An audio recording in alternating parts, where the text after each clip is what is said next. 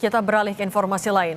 Setelah lebih dari 2 pekan dalam pengejaran, polisi menangkap terduga pelaku pembunuhan anak anggota Dewan Pakar DPD Partai Keadilan Sejahtera atau PKS Kota Cilegon, Banten, Maman Suherman. Polisi pun kini fokus mendalami motif pelaku.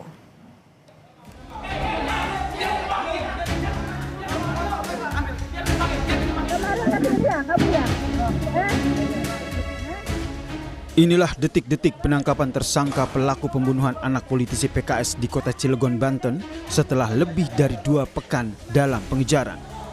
Tersangka yang berinisial HA diringkus oleh tim gabungan Polres Cilegon dan juga Polda Banten pada Jumat 2 Januari di sebuah rumah di Pabaruan, Kota Cilegon, Banten.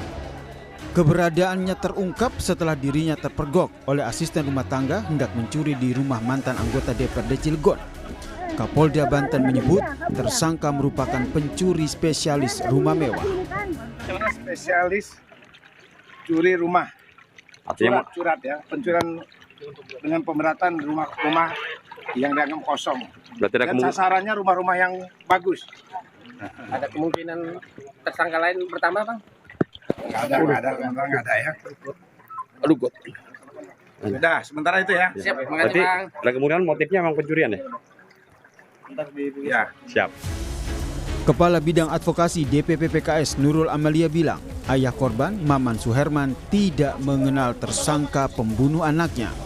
Nurul menegaskan pelaku bukan orang yang pernah bekerja di rumah keluarga korban.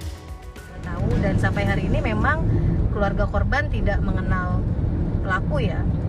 Dan pelaku bukan orang yang terdekat ya dengan keluarga korban. Jadi dan pelaku juga bukan pekerja di keluarga korban ya.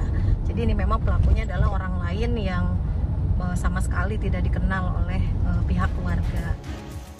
Sementara itu mantan Kabareskrim Polri Ito Sumardi menilai salah satu motif yang harus digali adalah alasan tersangka membunuh korban tanpa mencuri di rumah mewah tersebut, termasuk mendalami adanya pelaku lain yang juga terlibat dalam kasus ini. Bisa satu orang, bisa juga orang lain ya. Tapi kalau perkiraan saya mungkin yang bersangkutan itu kan bisa saja panik ya. Kemudian dia melakukan tindakan kekerasan tadi, kemudian dia lari. Nah itu salah satu ya. Tapi kita tidak menutup kemungkinan nanti bahwa yang bersangkutan juga mungkin punya satu jaringan. Ya jaringan atau komplotan yang tentunya harus menjadi satu pendalaman dari teman-teman dari penyidik saat ini ya. Tapi bagaimanapun juga kita sebaiknya tidak berspekulasi ya Mbak ya, karena kalau saya kan hanya melihat daripada kejadian kemudian berpikir secara pengalaman saya dan juga pengetahuan saya demikian. 16 Desember 2025, anak politisi PKS ditemukan meninggal dunia di kediaman mewahnya di Kota Cilegon.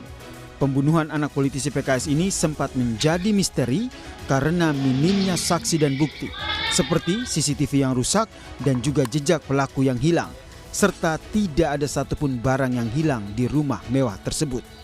Tim Liputan, Kompas TV.